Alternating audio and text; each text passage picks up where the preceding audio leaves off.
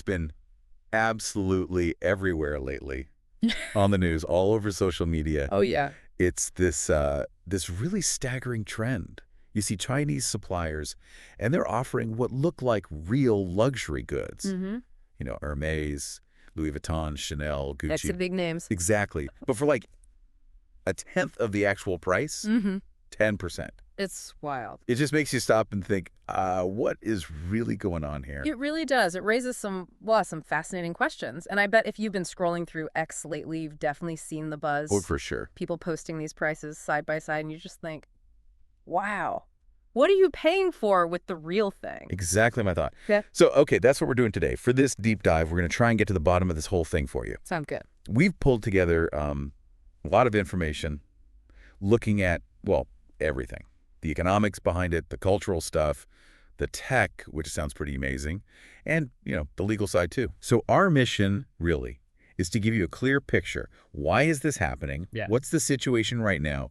Who's affected, maybe in ways you wouldn't expect, plus the obvious downsides. And then, ultimately, The big question. yeah, what actually makes luxury luxury when you can get something that looks the same for so cheap? That's right. We've looked at analyses covering, the huge financial incentives for the makers, the shifts in consumer demand, the leaps in manufacturing tech, and the often pretty complicated world of intellectual property rights. It should give a pretty complete picture. Okay, let's dive in then. Why? Why are these incredibly cheap luxury things suddenly popping up everywhere?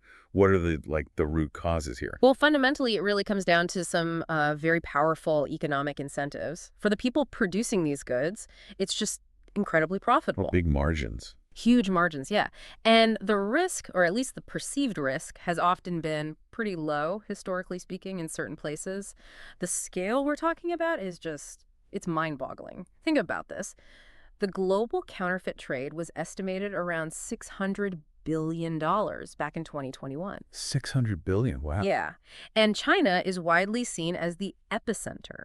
Estimates suggest something like 8 out of every 10 counterfeit luxury items originate there. Okay, $600 billion, 80%. That definitely puts it into perspective. So low risk, massive potential reward for producers. But what about the buyers? Who's actually buying this stuff? Is the demand really that high? Oh, absolutely. Consumer demand is a huge piece of the puzzle, especially when you look at China's rapidly expanding middle class. Right, that's been a big story. Exactly. Back in 2020, they were about 45% of the population. Projections then were suggesting they could hit 76% just a couple of years later. So for many of these people, genuine luxury goods are still, they're often financially out of reach. But the desire, the aspiration to own something that projects a certain image, that's still incredibly powerful. Right, yeah, that makes sense. The desire's there, even if the budget isn't quite. It's almost like filling a gap in the market in a weird way. In a way, yes. But you mentioned projecting an image. Is there a cultural angle here too? Something specific driving this demand? Definitely. In Chinese culture, there's this really important concept called face, or mianzi. It's all about social status, prestige, how you're seen by others. Reputation. Precisely. And luxury goods, whether they're real or just look real, can play a big role in that. So for lots of consumers, particularly younger ones, Gen Z, millennials, these cheaper alternatives offer a way to participate in that social signaling. Without the massive price tag. Exactly. Without the huge financial hit. But it's a tricky balance, right? You want to project the image, but there's also the social risk. The fear of being caught out with a fake, especially in a culture where social perception matters so much. That's a really interesting tightrope walk. Affordability versus social standing. Yeah. And it's not like we're talking about obviously terrible fakes anymore, are we? The quality seems to be getting surprisingly good. That's the technological leap. It's huge. The ability to make replicas that are almost identical, it's improved dramatically. How so? Well, you're talking better manufacturing, much higher quality printing for logos, for packaging, stuff that looks really convincing, access to materials that closely mimic the real deal. Wow. There are even reports, you mentioned it earlier, of counterfeit bags coming with fake invoices and receipts just to really sell the illusion. That's unsettlingly sophisticated. And the speed. That's another thing. Counterfeiters can sometimes get copies of new designs out even before the official launch. No way. Before the brand releases it. Sometimes, yeah. It's incredible. It just makes spotting fakes harder and harder for the average person. Okay, so the tech is there, but aren't there laws against this? What about intellectual property rights? How is enforcement working, or maybe not working, in China? Well, there absolutely are IP laws in China, and, efforts have been made to strengthen them. There was the 2019 e-commerce law, some trademark amendments. Okay. But the reality on the ground, the enforcement, it's often been inconsistent. That's maybe putting it mildly. Why is that? Several reasons, really. One big issue is that the penalties, like the fines from the market supervision bureaus, are often just too low to be a real deterrent. Not enough to stop them. Not when the profits are so high. Plus, you sometimes have issues like local protectionism, maybe. Authorities might be reluctant to crack down hard on businesses that provide jobs, and influence can play a role, too. So there's this gap between the law on paper and how it's actually applied day to day. And that gap is where this thrives. Exactly. It allows these markets to keep going, both the physical ones, like the famous silk market in Beijing, and definitely all over online platforms. Okay, so it's this mix. Big money to be made, lots of people wanting to look, cultural factors like face, technology making it easy to copy, and then laws that aren't always strongly enforced. That paints a pretty clear picture of the why. Yeah, that combination is really fueling it. So moving on from the why, Huh.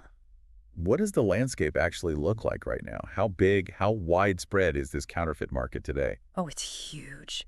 Absolutely vast and honestly deeply embedded in the economy. As we said, estimates point to China producing maybe 80% of the world's counterfeits. The U.S. Chamber of Commerce put a number on the trade, something like $397 billion, Nearly $400 billion. just in counterfeits. Just in counterfeits. And you see it across pretty much every luxury category you can think of. Handbags are huge, obviously Prada, for example. Watches like Rolex replicas, shoes, even cosmetics. Estee Lauder fakes are common. Cosmetics, too. Wow. And it's not just physical markets anymore, right? Yeah. I assume a lot has moved online. You are absolutely right. Online platforms are now a major, maybe the major arena for this. It's a huge challenge. I remember hearing stories about sites like Taobao. Yeah, Taobao is a massive platform. Back in 2015, there was a report suggesting only about, what was it, 37%, just over a third of the luxury goods listed there were actually genuine. Only a third. Yeah. Now, Alibaba, the parent company, they've invested heavily in anti-counterfeiting teams and tech. They do take stuff down. But even with that, a couple of years later, they still found something like over 240,000 vendors selling fakes. Yeah, what are a million sellers? It just shows the sheer scale. It's like whack-a-mole, a constant battle for these platforms. A real cat and mouse game. You also mentioned a term earlier, daigou. What's that about? How does that fit in? Right, daigou. It basically means individuals who buy goods overseas, maybe in Europe, Hong Kong, somewhere the prices are lower or availability is better than mainland China. And then they resell those goods back in China, often through social media or small online shops. It takes advantage of price differences and limited edition scarcity. So they're like personal shoppers, but for resale. Kind of, yeah. Now, not all daigou involves fakes. A lot of it is genuine goods being resold, but it adds another layer of complexity. How so? Well, it creates another channel where goods enter the market outside the official brand stores. And for consumers, it can be really hard to tell if something bought through daigou is genuine, even if it comes with packaging or receipts. It just muddies the waters. Makes sense. Another channel, more confusion. And I've also heard that consumer tastes might be shifting a bit. It's not just the classic big brands anymore. Exactly. We're definitely seeing that, especially with younger consumers like Gen Z. They often seem to value trendier items, maybe more niche brands, not just the established names. Interesting. So this demand for a wider variety of styles means counterfeiters are adapting too. They're not just copying the classics, they're trying to replicate the newer, hotter items as well. Keeping up with the trends, fake or not. Pretty much. And then you've got the rise of the secondhand luxury market and also what are called gray markets. Gray markets, like Yeah. not quite black market, but not official either. Exactly. Platforms like Duwu, for instance, they might sell genuine goods, but outside the brand's authorized channels, often at significant discounts, maybe 20, sometimes even 50% off. Wow, half price. Yeah. So consumers looking for luxury deals are increasingly turning to secondhand and these gray market options too. It just makes the whole landscape incredibly complex and constantly changing. Okay, so it's intricate, it's huge, it's online, offline, involves resellers. A really dynamic situation. We've talked about why it's happening, what it looks like now. But let's shift gears a bit. Could there actually be, and this might sound weird, any upsides to this flood of cheap luxury fakes? Any unexpected positives? It's definitely a controversial thought and you have to tread carefully, but You could argue there are a few potential, maybe unintended, sort of positive economic ripples. Like, Well, the counterfeit industry, illicit as it is, does create jobs. Manufacturing, distribution, sales. Especially in regions that might be poorer or have fewer opportunities, it provides income for people. okay. Jobs, even if in a questionable industry. Mm. Anything else? And as we touched on, these low-cost goods make a certain style or aesthetic accessible to way more people. People who couldn't dream of affording the real thing. It fulfills aspirations, lets people participate in trends without a huge financial outlay, especially for things that might go out of fashion quickly. So it's like democratizing the look of luxury, even if not the substance. You could frame it that way, yeah, making the visual style more attainable. What about the impact on the actual luxury brands themselves? Is there any weird way this could actually push them, maybe to improve? That's another interesting kind of counterintuitive argument you sometimes hear. The idea is that the existence of really good fakes might actually force the genuine brands to innovate more. How so? To justify their prices. Exactly. To really differentiate themselves, they might invest even more in, say, incredibly complex craftsmanship that's very hard to copy, or unique designs, or, crucially, in better authentication technology. Things like blockchain tracking or embedded RFID chips to prove authenticity. Ah, tech to fight tech. Right. So, in a way, the pressure from the counterfeit market, even though it's illegitimate, could potentially lead to better, more secure products for consumers who buy genuine, an unexpected competitive spur. Oh, never thought of it that way. And what about the cultural side again? You mentioned accessibility. Yeah, linking back to that face concept in China, if social status is visually signaled, then having more access to those visual signals, even via counterfeits, could arguably reduce some social exclusion based purely on wealth. More people get to participate in projecting that image of success. Okay, so potential economic activity, maybe pushing innovation, broader aesthetic access. But let's be real, these seem like pretty qualified positives. The downsides must be huge. Oh, absolutely. Let's not understate the negative impacts. They are significant and widespread. Okay, let's get into those. What's the damage to the actual luxury brands? It's substantial. First, obviously, direct revenue loss. Every fake sold is potentially a genuine sale lost. We saw reports indicating China's overall luxury market actually declined, maybe 18–20% in a recent year. Part of that was attributed to gray markets and daigou, which directly compete with or sometimes involve fakes. That's a big hit. It is.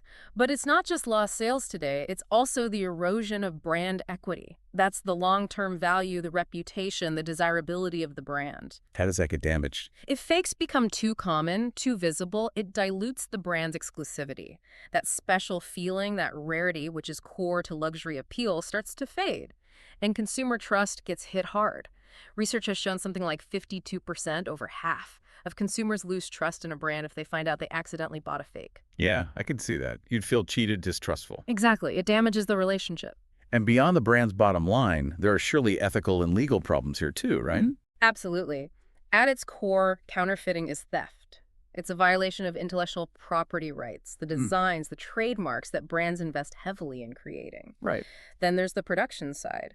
These counterfeits are often made in unregulated factories. That can mean exploitation of workers, poor conditions, long hours, low pay, stuff legitimate brands are usually held to higher standards for. So potential human cost. Yes.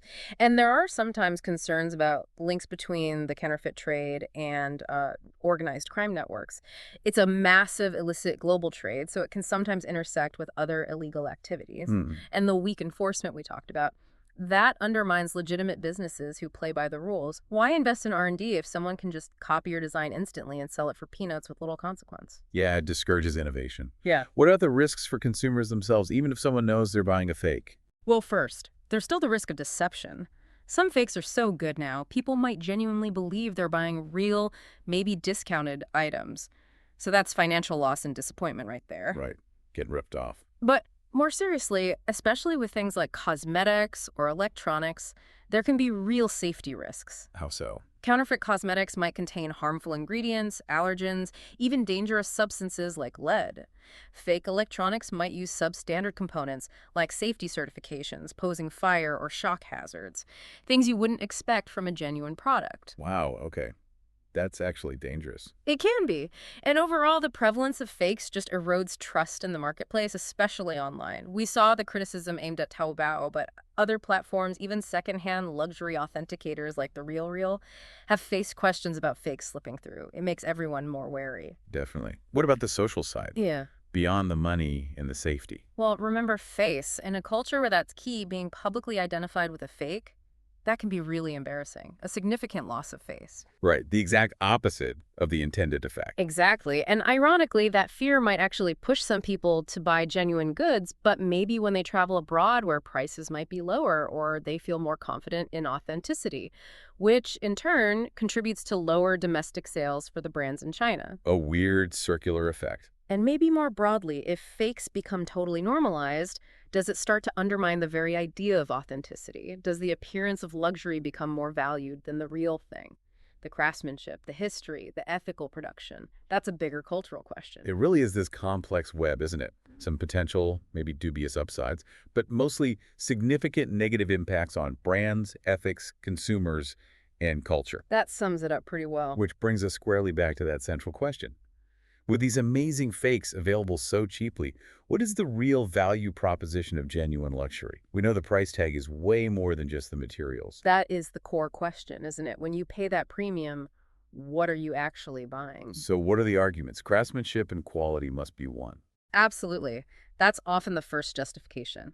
Brands like Hermes, Rolex, they emphasize the meticulous handwork, the rare materials, the years of training for their artisans, the rigorous quality control. Like the Birkin bag taking ages to make. Exactly. The story of a Birkin needing 18, maybe 24 hours or more of skilled labor. That narrative supports the idea of inherent value through artistry and durability.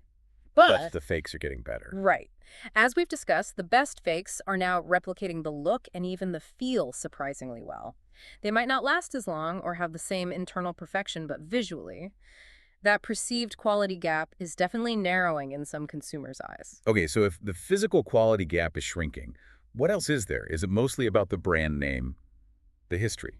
Brand heritage and exclusivity are huge factors. They're less tangible, but really important. Like Chanel's legacy. Precisely. A Chanel bag isn't just leather and stitching. It carries Coco Chanel's story, the association with Parisian chic, decades of history. Right. That's intangible value. Hard to replicate. Impossible to replicate authentically. Brands cultivate this through storytelling, but also by deliberately limiting production, controlling distribution, creating rarity. A fake might look the same, but it doesn't have that history or that genuine scarcity. Makes sense. But again, context matters. In a collectivist culture like China's, for some, the visual similarity, the ability to project the image associated with Chanel, might actually outweigh the intangible story that maybe fewer people know or value as much. Ah, okay. Which brings us back to social status again. That seems key. It really is. Luxury goods are powerful social signifiers. They communicate wealth, taste, belonging to a certain desirable group. Owning a genuine item can be a big boost to your social standing, your face, fulfilling that need for recognition. And the fakes try to do that too. Yeah. They try to mimic it. But there's always that risk of detection we talked about. That McKinsey survey back in 2010, even then, found people worried about being spotted with fake jewelry. The fear of exposure can totally undermine the emotional value, the confidence you're trying to get. So the real value here includes that authenticity, that social validation without the risk. Okay. What about investment? Some people talk about luxury watches or bags as investments. For a very small subset of items, yes. Certain Rolex models, certain Birkins or Kellys, they have shown remarkable appreciation over time. They've become alternative assets. And fakes has zero investment value. Absolutely zero resale value. So that's a clear difference if you're buying one of those specific investment grade pieces. But most luxury goods are not investments. Right. Most lose value. Exactly. They depreciate like most consumer goods. And remember, the initial price includes duties, taxes, huge retail markups, not just intrinsic material or investment worth. Good point. Okay, one last area. Ethics. Does knowing something was made ethically contribute to its real value? For an increasing number of consumers, yes. Especially younger generations, they care more about sustainability, fair labor practices. There's a clean conscience factor. Kind of. Authentic luxury brands, while not always perfect, generally operate under much greater scrutiny and adhere to higher labor and environmental standards than the factories turning out fakes, which are often completely unregulated. So for conscious consumers, part of the value is knowing it wasn't made by exploiting people or unnecessarily harming the planet. But is there a counter-argument there, too? While some might argue that the extremely high prices of luxury goods themselves create an imbalance, and that the demand for counterfeits is partly a reaction to that, a kind of consumer rebellion against perceived price gouging. So the high prices fuel the very market that undermines them. It's a potential dynamic, yeah. Makes the ethics complicated, too. Wow. Okay. So summing this all up, Hmm. it feels like the true value of luxury isn't one single thing. It's this complex mix. Tangible stuff like craftsmanship, but maybe increasingly less distinct from the best fakes. And a whole lot of intangible stuff. Huh. The brand story, the history, the exclusivity, the social status it signals, the emotional connection, maybe investment potential for a few items, and the ethical considerations. That's a great way to put it. It's a blend. And what you value most in that blend seems really personal Yeah. and also heavily influenced by your culture, right? Like the emphasis on face in China really changes how some of these factors weigh in. Precisely. It's Huh. incredibly nuanced. No easy answer fits everyone. What matters most to one person, maybe it's the heritage, maybe it's the ethical production, could be totally different for someone else who prioritizes the visual status symbol above all. Well, this has been a really, really insightful deep dive. It just shows how much more goes into value than just the physical thing in front of you. It certainly does. So maybe a final thought for everyone listening to chew on. In a world where these near-perfect fakes exist, what actually defines value for you? Is it the object, the story, the status, the ethics behind it? It's definitely something worth pondering, especially as this whole landscape keeps shifting.